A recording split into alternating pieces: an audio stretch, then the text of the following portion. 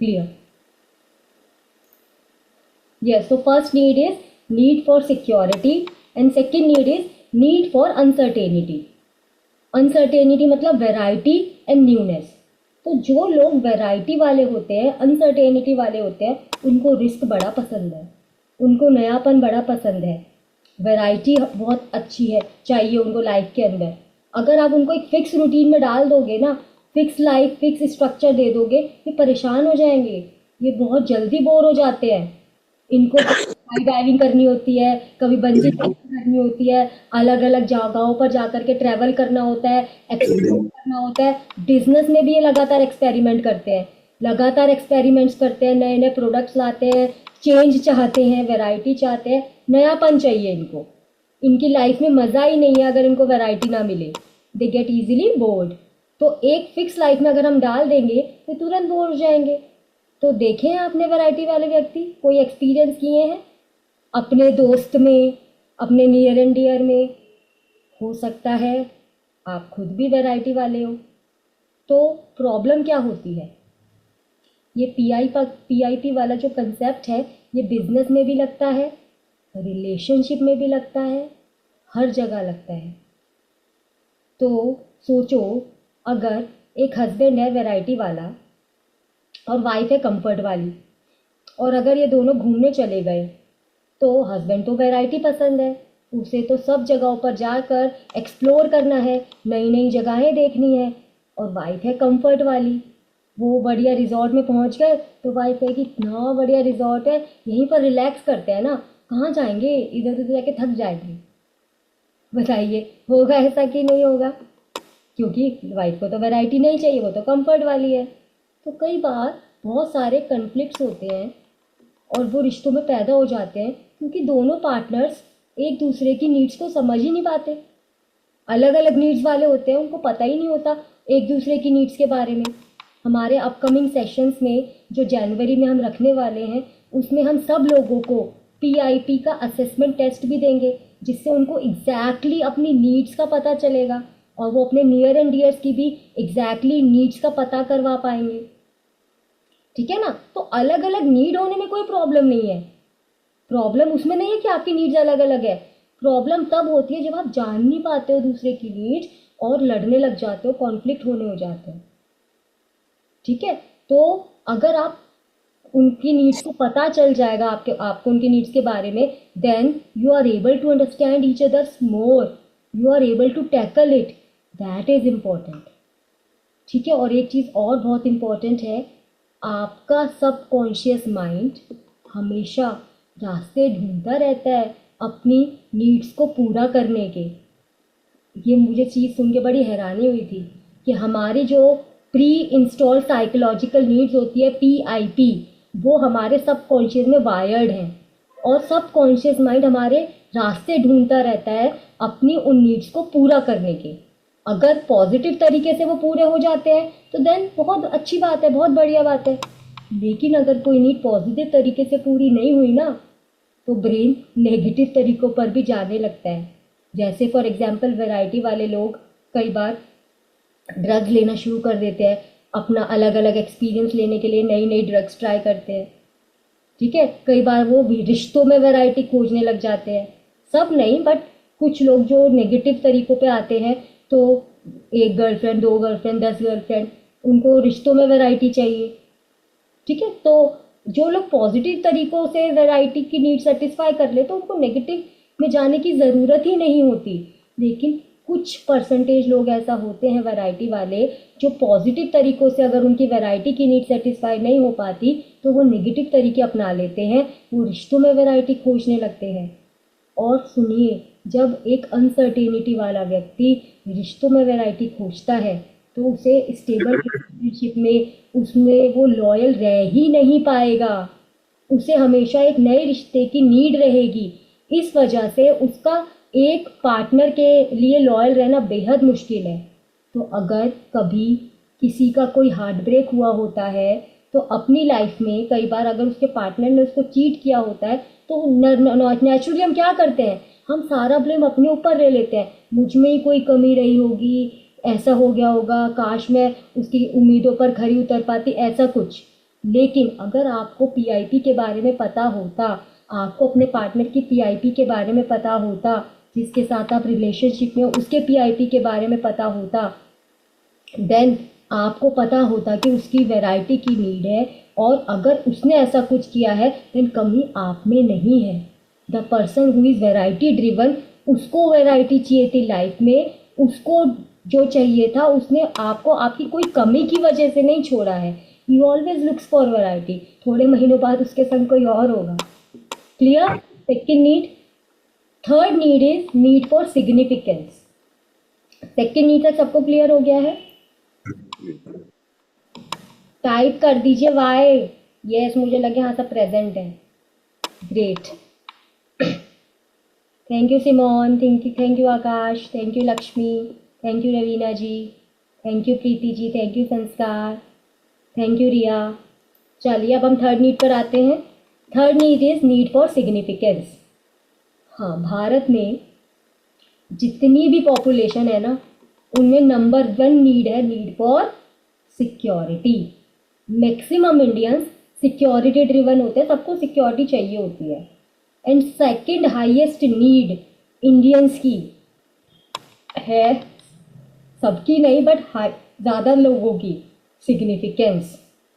Significance का क्या मतलब है?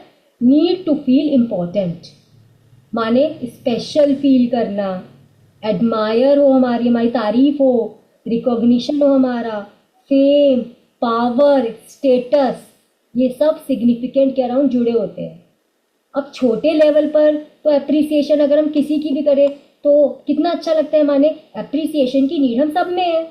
छोटा मोटा सिग्निफिकेंस तो हम सबको चाहिए, है ना? कोई हमें स्पेशल फील कराए, कितना अच्छा लगता है कि नहीं? लेकिन दोस्तों, जिसकी सिग्निफिकेंस की नीड नंबर 1 है ना, उसकी पूरी लाइफ सिग्निफिकेंस के अराउंड ही चलती है। आप किस काम को करने में मोटिवेटेड रहेंगे, किस काम को करने में मोटिवेटेड नहीं रहेंगे, किन सर्कल्स में आप जाना पसंद करेंगे, किन जगहों पर जाना पसंद नहीं करेंगे, ये सब निर्भर करता है कि वहाँ आपको कितना सिग्निफिकेंस दिया जा रहा है या नहीं दिया जा रहा है। सिग्निफिकेंस वाला व्यक्ति अगर समाज की सेवा भी करेगा ना, तो उसको पता है क्या मेन रीज़न होगा? फोटो वोटो लगाकर सामने सबको बता सकूं, फेम मिले मुझे, इज्जत मिले मुझे, है कि नहीं? अब अगेन इसमें कोई बुरी बात नहीं है कि नहीं? सिग्निफिकेंस होना कोई नीड अपने आप में बुरी नहीं है, चाहे सिग्निफिकेंस होने की नीड क्यों ना हो, है ना? नेचर ने आपको दी है, आपके अंदर है, ठीक है। आप उसको कैसे सेटिस्फाई कर रहे हो? पॉजिटिव तरीके से सेटिस्फाई करो, दैट इज वेरी गुड। समाज का भी भला हो रहा है ना? पॉजिटिव तरीके से आप कर सकते हो, then it's not bad. Like for example, अच्छी पढ़ाई करके आप आईएएस ऑफिसर बने, आपको पावर मिली, इट इज़ वेरी गुड। आप बहुत मेहनत करके बॉलीवुड के किंग बन गए, दैट इज़ वेरी गुड। आप बहुत मेहनत करके सिंगर बने, क्रिकेटर बने, कि आपको फेमस होना था, कितना अच्छा है, कितना ड्राइविंग फोर्स है आपकी, है कि नहीं? आपने यूट्यूब पर, इंस्टाग्राम पर रील्स बनाई फेमस होने के लिए, आपकी नंबर 1 नीड जो थी उसकी वजह से आप बेधड़ाधड़ वीडियोस और रील्स बना रहे हो, कितना अच्छा है। कंटेंट क्रिएट कर रहे हो कि लोग आपकी तारीफ करें। बहुत मेहनत करके एक बहुत बड़े बिजनेसमैन बन गए कि लोग जाने पहचाने। तो ये सारी चीज़ें कितनी पॉजिटिव तरीके से आपने फुलफिल की। आपने बड़ी बड़ी गाड़ियाँ खरीदी, बहुत पैसा आप दान में देते हो कि लोग आपकी वाहवाही करें। तो ये सब आप सिग्निफिकेंस पाने के लिए कर रहे हो, तो इसमें कोई बुराई नहीं है। जितने भी बड़े बड़े ब्रांड्स होते हैं, गुच्ची हो गया, और मुझे ब्रांड्स के नाम अभी ध्यान नहीं आ रहे, ये सब 80% किस पर चलते हैं? सिग्निफिकेंट ड्रिवन लोगों पर। ब्रांड लेकर के चल रहे हैं हम। तो क्लियर है, इनकी मार्केटिंग भी कैसी रहती है? स्टेटस सिंबल होता है। एप्पल का फ़ोन है, ये एक स्टेटस सिंबल है। अब अगर सिग्निफिकेंस आपका पॉजिटिव तरीकों से पूरा नहीं होगा ना, देन आपका सबकॉन्शियस माइंड सिग्निफिकेंस चाहता है, वो नेगेटिव तरीके भी खोजने लगेगा किधर न किधर से, है ना? क्रिमिनल साइकोलॉजी में कई बार ये बताया जाता है कि जब बच्चे छोटे होते हैं तो वो कैसे क्राइम की तरफ जाते हैं, उनकी नीड होती है सिग्निफिकेंस होने की। अब वो कैसे सिग्निफिकेंस बने? तो बचपन में उन्होंने देखा कि उन्होंने चाकू उठाया, सब डर गए एकदम से, बंदूक उठाई, उनको सिग्निफिकेंस मिलने लगा, बन गए क्रिमिनल। आजकल तो आप देखते हैं ना, गैंगस्टर्स बकायदा कैसे अपना वीडियो वीडियो बनाते हैं, अखबारों में खुद देते हैं, रिस्पॉन्सिबिलिटी ले लेते हैं। क्यों? Because they want attention. सिर्फ क्राइम नहीं करना है उनको, they want attention, they want the status, significance as well. तो कई बार लोगों में जो विक्टिमहुड का पैटर्न है ना, विक्टिमहुड समझते हैं आप? मतलब जो हमेशा अपने लाइफ के बारे में कंप्लेन करते हैं, रोना रोते हैं। कोई कहता है कि मेरी नौकरी इसलिए आगे नहीं बढ़ रही है क्योंकि बॉस खराब है, लोग खराब है, मैं घर में इसलिए पॉजिटिव नहीं हो पाता हूँ। क्यों? क्योंकि घर में सारे के सारे ऐसे लोग घूमते रहते हैं कि पति ठीक, पति कहेगा पत्नी ठीक नहीं है, पत्नी कहेगी पति ठीक नहीं है, सास ससुर ठीक नहीं है, मेरी सुनते ही नहीं है इसलिए परेशान हूँ। कोई कहेगा मेरी किस्मत खराब है, कोई कहता भगवान ही नहीं चाहता, कोई कहता है मेरे ग्रह नक्षत्र खराब है, कोई कहता है वक्त ही खराब है। तो जब भी आप ऐसे लोगों से मिलोगे, उनके पास कोई ना कोई एक स्टोरी होती है, उनको कहते हैं विक्टिमहुड से भरे हुए। तो कई बार दोस्तों जो विक्टिमहुड होता है ना, वो भी सिग्निफिकेंस पाने का एक तरीका है आपके सबकॉन्शियस माइंड का। और ये तरीका आपने कहाँ से पकड़ा? ये तरीका आपने पकड़ लिया है अपने बचपन से। आपने सबने देखा होगा, गौर किया होगा, जब एक बच्चा बहुत रोता है ना, बहुत ज़्यादा ज़ोर से रोता है, तभी पेरेंट्स एकदम भागे भागे उसको अटेंशन देते हैं। यस और नो? ये चीज़ Yes. तो ऑब्जर्व की होगी। ग्रेट, थैंक यू प्रसन्नता जी।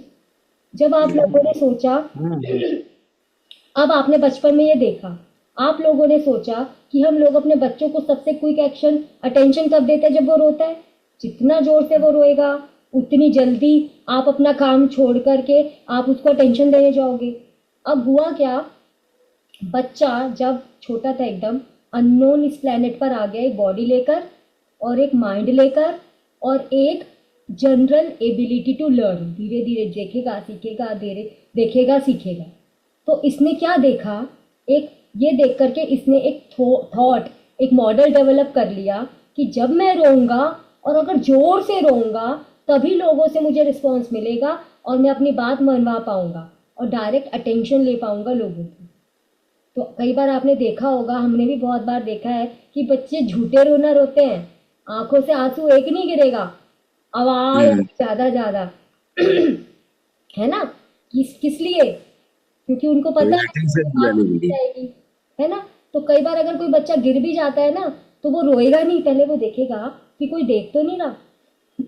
अगर कोई देख नहीं रहा होता तो सीधे सीधे चला जाएगा, और जहां उसने देखा कि कोई नोटिस कर रहा है तो वो बस दहाड़े मार मार के रोएगा। क्यों? क्योंकि उसको सिग्निफिकेंस चाहिए। और हमें बचपन में तो ये सब बहुत इनोसेंट सा लगता है, और इनोसेंट है भी, लेकिन उसके माइंड ने जो मॉडल डेवलप कर लिया ना, इस दुनिया में सरवाइव करने के लिए अब होगा क्या, जो मेंटल मॉडल्स होते हैं वो समय के साथ साथ, हम तो मैच्योर हो जाते हैं, हम इवॉल्व होते जाते हैं, लेकिन हमारे अंदर जो इनर चाइल्ड है ना, वो इवॉल्व नहीं होता। अनकॉन्शियस लेवल पर वो बच्चा अभी भी क्या सोच रहा है, if I cry I will get the significance.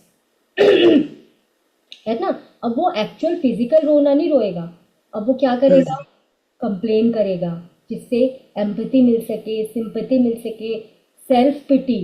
कई बार खुद ही खुद से खुद को डाउन करेगा ताकि सेल्फ पिटी का एक्सपीरियंस उसको मिल सके।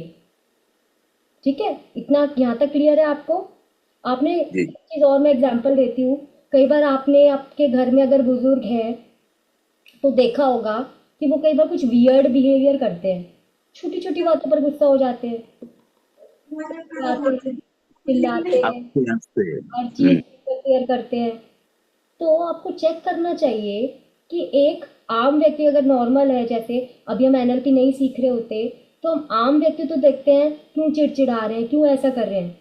एक एनएलपी स्टूडेंट अब आप बन चुके हो तो आप उनके इस बिहेवियर को नहीं देखोगे, आप इस बिहेवियर के पीछे उनकी कौन सी नीड छुपी हुई है जो डिप्लीट हो रही है, जो पूरी नहीं हो रही है, वो आप उस चीज़ पर गौर करोगे। और जैसे ही वो नीड उनकी पूरी हो जाएगी, उनका बिहेवियर ऑटोमेटिकली चेंज हो जाएगा। ठीक है, तो जिसकी वजह से जो वो वियर्ड बिहेवियर कर रहे हैं, कोई ना कोई उनकी नीड है जो पूरी नहीं हो रही है। और जैसे आप उनको सिग्निफिकेंस देना शुरू कर दोगे, उनसे चीज़ें पूछना शुरू कर दोगे, उनको जो उनकी नीड डिप्लीट हो रही है वो सेटिस्फाई कर दोगे, देन उनका वियर्ड बिहेवियर ऑटोमेटिकली ठीक हो जाएगा। हो जाएगी। ग्रेट, समझ में आया यहाँ तक? जी जी। एक और चीज, ये तो सभी देखते हैं, भारत में सिग्निफिकेंस की नीड जो है सबसे ज्यादा कहाँ देखने मिलती है पता है आपको? हाँ हाँ, हमने भी सुना था, शादियों में। जहाँ जीजा और फूफा अगर नाराज नहीं होते तो शादी शादी नहीं लगती। अब ऐसा क्यों? ऐसा होता है ना, जीजा जी और फूफा भी, मैंने सुना है, होता ही होगा, चलो। तो उनको, अगर वो शांत भी है, बहुत समझदार भी है, शायद ऑफिस में उनको कोई इतना सिग्निफिकेंस नहीं दे पा रहा होएगा, या घर में उनकी अब इतनी ज़्यादा नहीं होती होएगी, तो वो शांत रहने वाले भी ससुराल में छोटी छोटी बातों पर थोड़ा सा नाराज हो जाते हैं। तो वो नाराजगी नहीं है एक्चुअली, वो क्या है? अपना और सिग्निफिकेंस के लिए। सिग्निफिकेंस। क्लियर? हाँ। आजकल तो आप देखोगे ना कि लोग हाईली इन्फ्लेमेबल होके घूम रहे हैं, थोड़ी सी चिंगारी दो और फटने को तैयार। हो रहा है ना आजकल ऐसे लोगों में, एकदम से हाईली इन्फ्लेमेबल ऑब्जेक्ट बन के घूम रहे हैं। सिग्निफिकेंस ही नहीं मिल रहा कहीं से भी, है कि नहीं? चलिए, तो 3 नीड्स आपकी पूरी हो गई। Fourth need is need for love and connection. ठीक है, अब कुछ हद तक हम सब में ये नीड होती है, लेकिन जिस व्यक्ति में ये need for love and connection number 1 है ना, उसे ऐसी एक्टिविटीज करने में मजा आएगा जहाँ वो कनेक्टेड फील हो सके। आपने देखा होगा आपके परिवार में भी, आपके सर्कल में भी कुछ लोग ऐसे होंगे जो हमेशा ग्रुप में एक्टिव रहते हैं, कम्युनिटीज में एक्टिव रहते हैं, फंक्शंस में बड़े एक्टिव रहते हैं, आपसे हमेशा हालचाल पूछते हैं और तुरंत ही दोस्ती कर लेते हैं। ट्रेन में अगर वो जाएंगे तो थोड़ी देर में तो डब्बे एक्सचेंज हो रहे होंगे खाने के। कोई भी नया पड़ोसी आएगा तो बस 2 ही दिन लगेंगे ज़्यादा से ज़्यादा, रेसिपीज एक्सचेंज हो रही होंगी। ठीक है, कोरोना में जब लॉकडाउन लगा था ना, तो सबसे ज़्यादा परेशान यही नीड वाले व्यक्ति हुए थे, जिनकी नीड थी लव एंड कनेक्शन। क्योंकि अब उन्हें मेल जोल का मौका ही नहीं मिल रहा था, बातें शेयर करना, चीज़ें शेयर करना, ये सब कुछ बैन था। ठीक है, तो इनके like the sense of belongingness, they like the sense of community, that I belong to a community, ये उन्हें बड़ा पसंद होता है। ये बहुत सिंपल सादे लोग होते हैं, लव एंड कनेक्शन वाले लोग। अच्छा, कई बार ना ये ऐसा नहीं है हमेशा एक्सट्रोवर्ट हो, कई बार ये इनोवर्ट भी होते हैं, इंट्रोवर्ट। इंट्रोवर्ट जब ये होते हैं ना, तो ये अपने लव एंड कनेक्शन की नीड को पता है कहाँ पूरा करते हैं? अपने आर्ट में। चाहे वो फिर आपका म्यूजिक का हो, चाहे ड्राइंग का हो। लव एंड कनेक्शन वाले जो लोग होते हैं बहुत क्रिएटिव भी होते हैं, क्योंकि ये अपनी लव एंड कनेक्शन, अपने प्यार, अपना सब कुछ अपनी कला में उतार देते हैं। उनको कोई मतलब नहीं होता कि कोई तारीफ करे उनके आर्ट की, म्यूजिक की। इनको तो वो करके बहुत लव एंड कनेक्शन फील हो रहा होता है, ये उसमें अच्छे से अपने आप को इन्वॉल्व कर देते हैं। तो ये थी आपकी fourth need, need for love and connection. अब है आपकी, अच्छा, फिफ्थ नीड से पहले अभी तक आपने समझे ये सारी जो नीड्स हैं, इनकी एप्लीकेशन कहाँ होती है? ये मैंने आपको बताया, रिश्तों में होती है, बिजनेस में होती है, सेल्फ डिस्कवरी में होती है। अब आप खुद को समझने में, लोगों को समझने में बहुत ज़्यादा एबल हो जाएंगे। और जब आप खुद को समझ पाते हैं, लोगों को समझ पाते हैं, तो बिजनेस में, करियर में, प्रमोशन में, कम्युनिकेशन में, सेल्स में, हर जगह आप इसको अप्लाई कर पाएंगे।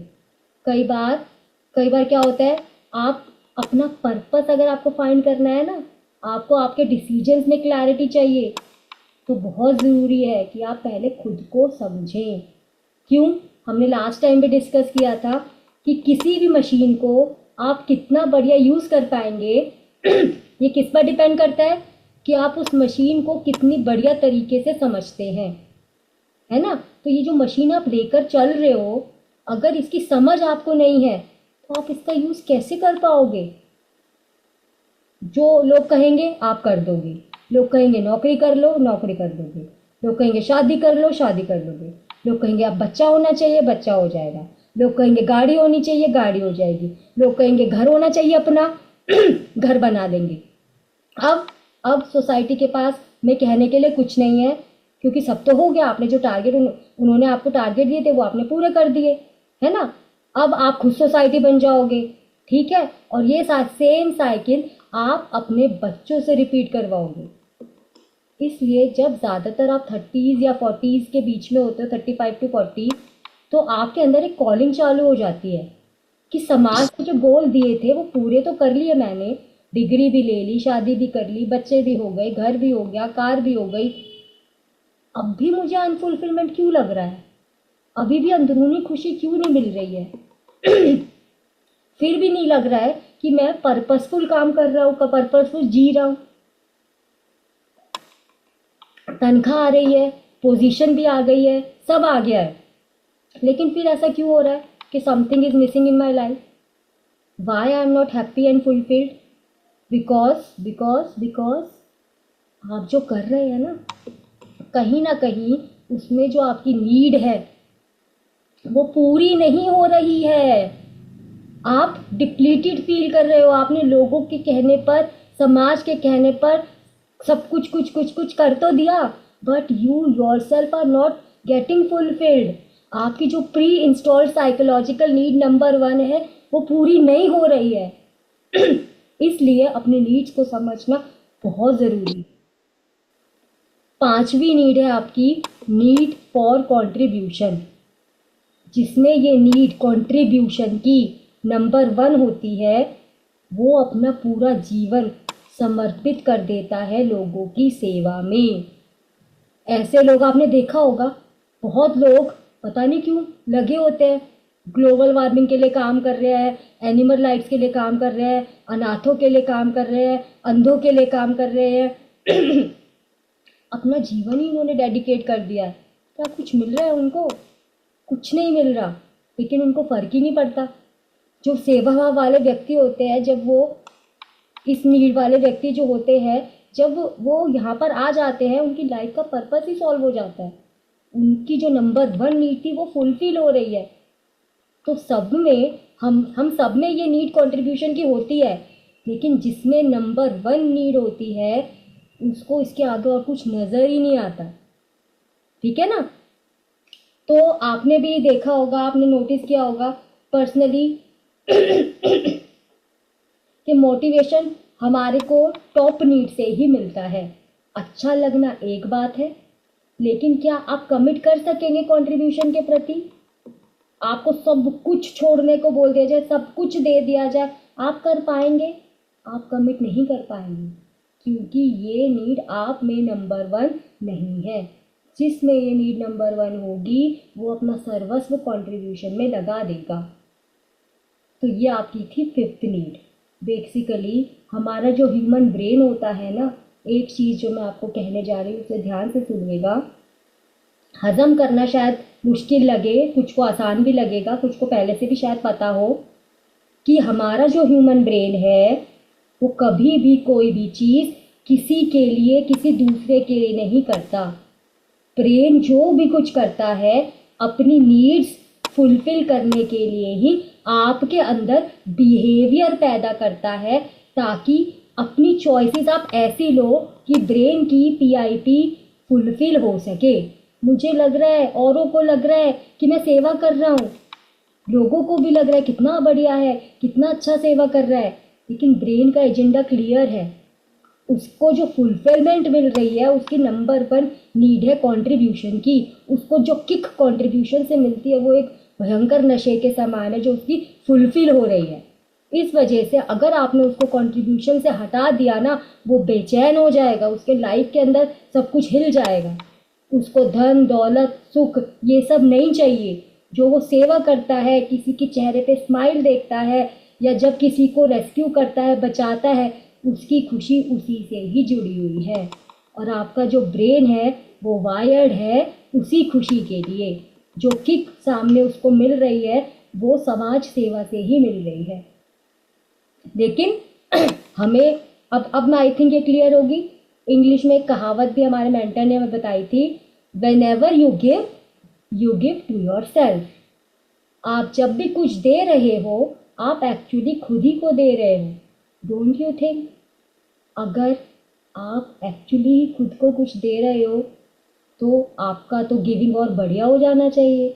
माने आप जब भी देंगे अपना बेस्ट देंगे, क्योंकि आप किसी को दिखाने के लिए नहीं दे रहे हो, you are giving to your self.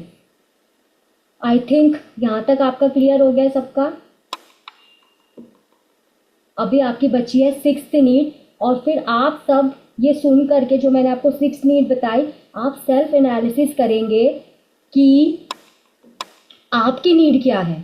और मैंने भी कुछ कुछ सोचा था, मुझे तो सभी लग रही थी, बट फिर इसका एक टेस्ट भी होगा जहाँ पर एग्जैक्टली पता चलेगा कि आपका पीआईपी, जो आपका सबकॉन्शियस है ना, उसका पीआईपी नंबर 1 क्या है।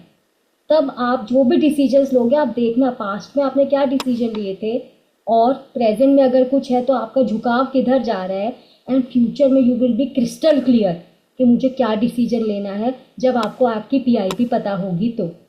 ठीक है, तो अब हम आपकी सिक्स्थ नीड और इसकी बता देते हैं जिससे नीड का पूरा हो जाएगा आज का। तो आपकी सिक्स्थ नीड है need for growth. Need for growth, जिसकी ग्रोथ नंबर 1 पर नीड है, वो व्यक्ति फैमिली को टाइम दे रहा है या नहीं दे रहा है उसको फर्क नहीं पड़ता, लेकिन बिजनेस में पूरी भागदौड़ वो अच्छे से करेगा। इसको अपने काम में भागदौड़ी करने में बड़ा मजा आएगा। ग्रोथ चाहिए इसको। ग्रोथ 2 तरीके की होती है, एक पर्सनल ग्रोथ एंड एक प्रोफेशनल ग्रोथ। जिसको पर्सनल ग्रोथ नंबर 1 पर रखी हुई है, जिसने, वो लगातार खोज में लगा हुआ है, किताबें पढ़ रहा है, चाहे उसको यूज़ हो रहा है नहीं हो रहा है, लाइफ में वो किताबें पढ़ रहा है, उसके अपना लाइफ का मीनिंग ढूंढ रहा है, पर्पस खोज रहा है, पर्सनल ग्रोथ की खोज में लगा हुआ है।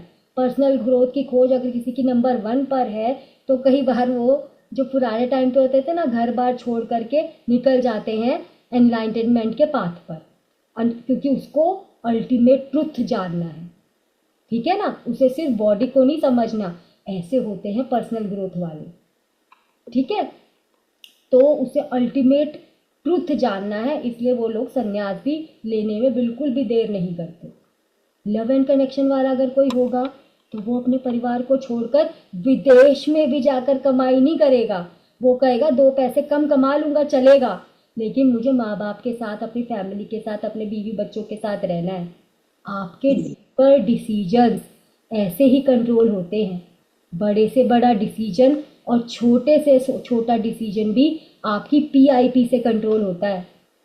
जो बिजनेस ग्रोथ में है वो व्यक्ति क्या करेगा, वो एक बिजनेस से दूसरा बिजनेस, दूसरे से तीसरा बिजनेस, तीसरे से चौथा बिजनेस, एक इनकम से दूसरी, दूसरी से तीसरी, एक दुकान से 2 दुकान, ऐसे ही ग्रोथ की प्लानिंग उसके माइंड में चलती रहेगी, इम्प्लीमेंट करता रहेगा और सोचता रहेगा और कैसे बढ़ाऊं और कैसे बढ़ाऊं।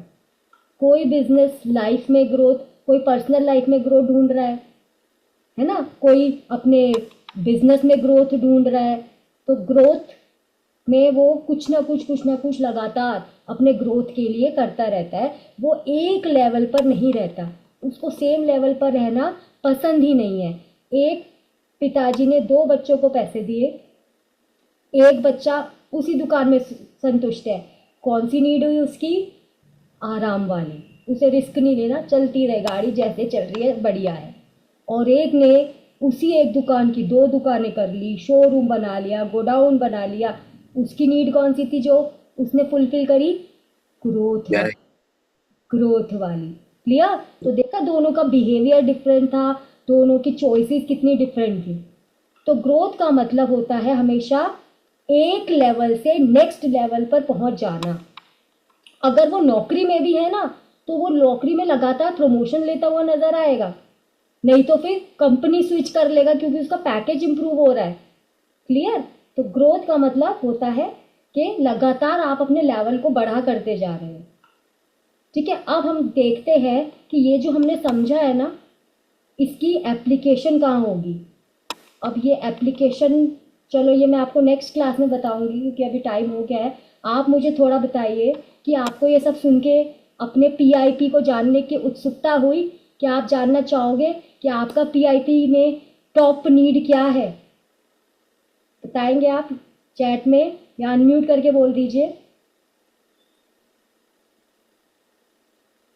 आनंद यस जानना चाहेंगे। आकाश, शीतल जी, ममता, सिमोन। दीदी मैं जानना मुझे तो तो पता चाहूंगी लग गया। लेकिन मैं हेलो हाँ जी। मैं जानना चाहूंगी लेकिन आज मैं प्रॉपर सुन नहीं पाई। आज कोई कुछ बात ना नहीं, कुछ काम लगा रहा, मैं कर चलती लेना फिरती मैं तो सुन आप रही हूँ। देख लेना, नो प्रॉब्लम। इसका एक टेस्ट होता है, असेसमेंट टेस्ट होता है, उसमें आपको हम्म, क्वेश्चन दिया जाता है और वो जो क्वेश्चनेयर दिया जाएगा उसके बेसिस पर एग्जैक्टली आपका पीआईपी समझ में आएगा। एंड जो डिसीजंस लेने में आप कंफ्यूज हो ना, जब आपके सामने एकदम क्रिस्टल क्लैरिटी होगी तो वो डिसीजन आप तुरंत ले पाओगे, बहुत अच्छे से ले पाओगे, क्योंकि अब आपको आपके पीआईपीज के बारे में पता चल जाएगा। क्लियर? ठीक है, तो लक्ष्मी जी आप अपना फीडबैक देंगे आज के हाँ सेशन, जी ठीक है। अनम्यूट करके। मुझे रचना पता जी लग गया मेरा पीआईपी क्या है, नंबर 1। वेरी गुड, ग्रेट, मुबारक हो। लक्ष्मी जी आप बताइए। मेरा भी बहुत मैंने ये माइंड ब्लोइंग सेशन था जिसमें हमें अंदर में जाकर के अपनी नीड खुद समझ पा रही हूँ कि ये कौन सा नीड मेरे अंदर है। सिग्निफिकेंस है, सर्टेनिटी है, ग्रोथ है, बहुत सारे 6 नीड्स में से ये मेरे लिए आज के लिए रात के लिए टास्क है समझने के लिए कौन सा मेरा नीड इसमें फुलफिल हो रहा है। दिस इज हाँ, very something good, to ponder about. Thank Thank you यू। so much, Rachna. Wonderful session. Thank you. Narendra आपको कैसा लगा? यस मैम, मुझे अच्छा लगा है। मेरी तो वैसे नहीं, अभी ग्रोथ की है मैम। हाँ, मुझे वेरी गुड, प्रोफेशनल लाइफ में ग्रोथ ज्यादा जरूरी है। यस बाकी ग्रेट। घर में तो बाकी ठीक अब आप ग्रोथ जो चल भी रही है। डिसीजंस लोगे ना, हमेशा ग्रोथ को ध्यान में रख के लोगे, तो आपके दिमाग को एकदम फुलफिलमेंट अचीव होगा। क्लियर? चलिए, तो आज का सेशन हम यहीं पर ओके वाइंड मैम। अप करते हैं, इसको आगे हम कंटिन्यू करेंगे next Thursday. Okay then, bye bye, good night. Thank you. Thank you so much.